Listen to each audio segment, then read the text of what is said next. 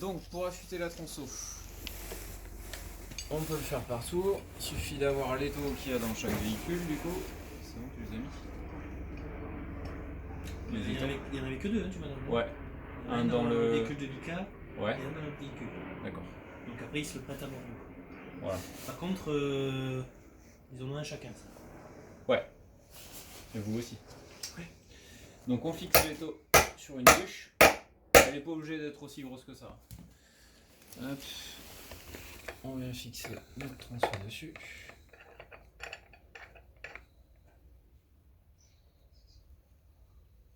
Voilà. Et donc maintenant,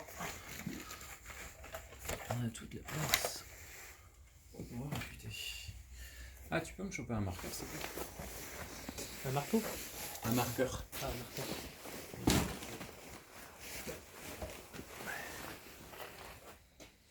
Merci. Là, sur les maillons, faut bien faire gaffe. Là, ils sont propres, donc ça veut dire qu'elle est coupée encore bien. Et souvent, ils sont crades, c'est-à-dire que comme sur celui-là, là, l'arrière du maillon est encrassé de sciure de bois. Si ça arrive à la moitié, c'est qu'il faut affûter. Voilà. Et le mieux, l'affûtage, c'est quand on a fait une bonne journée, quand on a fait plusieurs heures avec la même chaîne, c'est de passer un coup de lime. Comme ça entretient chaque maillon. Alors, des limes, il y en a de plusieurs diamètres. Sur de l'élagueuse, souvent c'est de la 4, voire de la 4,2 ou 4,5 quand elles sont vraiment fatiguées, les chaînes. Mais la plupart du temps, ce sera du 4. Donc on monte sa lime sur son porte-lime. On marque avant le premier maillon qu'on va affûter. On marque dessus et comme ça, on saura que quand on aura fait le tour, ce sera celui-là. Donc sur les chaînes hostiles, c'est un angle de 30 degrés. Donc là, on a 0 et on incline de 30 degrés pour avoir vraiment la forme de la gouge qui est à l'intérieur du maillon. Et notre lime, elle doit bien remplir toute la gouge. Et donc on fait un geste transversal comme ça, tout en s'appliquant à pousser vers en haut. C'est-à-dire qu'on va chercher à affûter le haut de la gouge, pas forcément, surtout pas le bas de la gouge. Si on affûte le bas de la gouge, ce qui va se passer, c'est qu'on va abîmer le bas du maillon au fur et à mesure. Et on compte le nombre de coups de lime qu'on met par maillon. Il faut exactement mettre le même nombre de coups de lime par maillon. Sinon, si on met par exemple 2 coups de lime sur tous ceux de droite et 3 à 4 sur tous ceux de gauche, ce qui va se passer, c'est que notre tronçonneuse elle va partir soit à droite, soit à gauche dans le bois.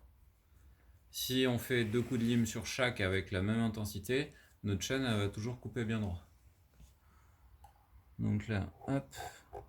Donc là, j'insiste, je force un peu vers le haut. Voilà. Je suis pas obligé de faire toute la longueur de la lime. Donc premier coup de lime, deuxième coup de lime, je pousse ma chaîne, je passe au second maillon.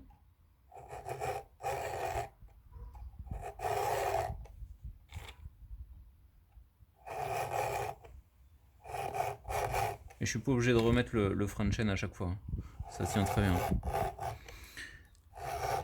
Les limes, il faut les changer quand on sent que vraiment ça ne lime plus. Là, je vois que ça lime parce que d'une, ça prend bien le fer. Et de deux, je vois de la limaille qui s'éjecte au fur et à mesure que je passe la lime.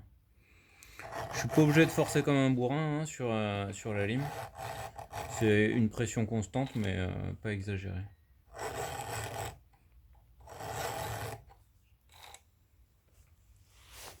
C'est celui-là que j'ai fait. Il n'y en a pas. C'est celui-là. Normalement, en l'espace maxi de 5 minutes, j'ai fait les deux côtés. L'avantage de la lime, c'est qu'on peut le faire partout, même chez les clients. Alors que la meule, électrique. Alors on peut le faire qu'à l'atelier.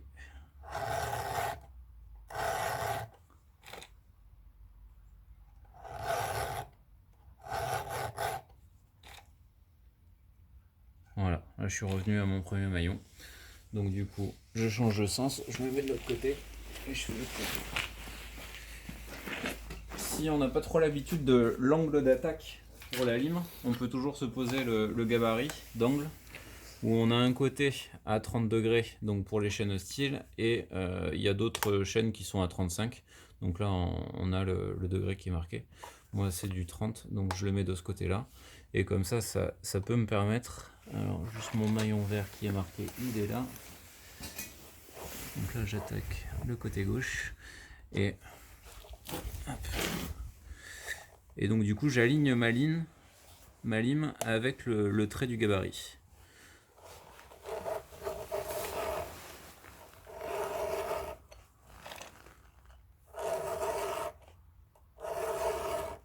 Et quand je lime, j'essaie de rester le plus parallèle possible aux traits qui sont juste dessous.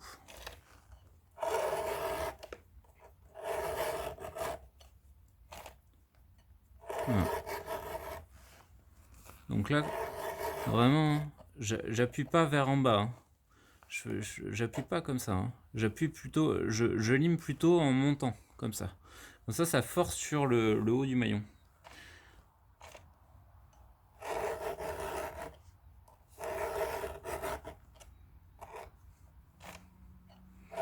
Voilà. Donc je vais pas tous le faire. Merde, j'en ai fait trop.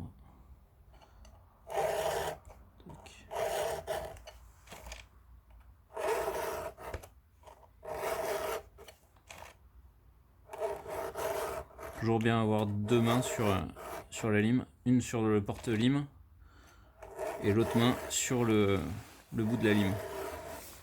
Comme ça c'est vachement plus régulier.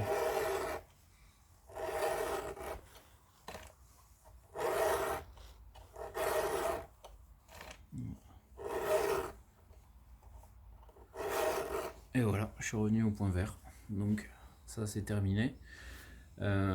Donc j'ai affûté ma chaîne, hop, je redémonte mon étau. Alors l'étau il se démonte de la façon suivante, c'est-à-dire qu'il se démonte pas comme quand je l'ai mis comme ça, et pour le démonter il suffit juste de faire un petit coup comme ça. Faut pas taper dans ce sens-là, il partira pas. Et justement il est fait pour être stable dans ce sens-là. Donc ça c'est bon, et pour la coupe de la tronçon, alors hop.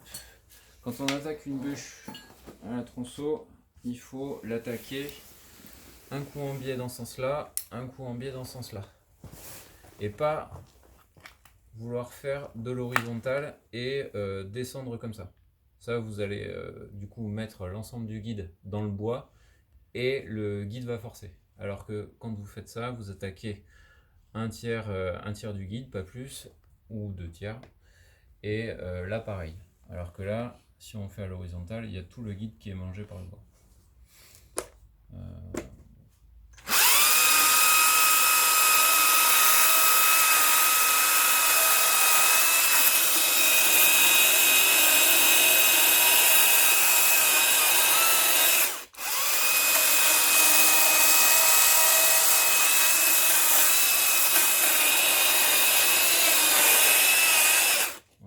Bon, là, clairement, du diamètre comme ça, c'est complètement inutile de le faire à l'élagueuse.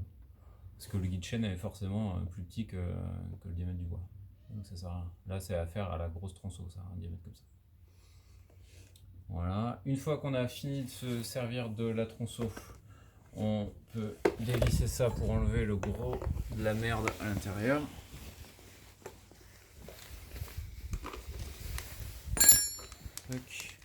Donc là, il n'y a pas grand chose, mais juste passer son doigt comme ça. Voilà. Et passer pareil ici, à la gorge. Ça évite que ça s'encrasse et que ça bloque la chaîne ici et que ça envoie des saloperies dans le pignon. Donc une fois qu'on a nettoyé grosso merdo, on remet le carter.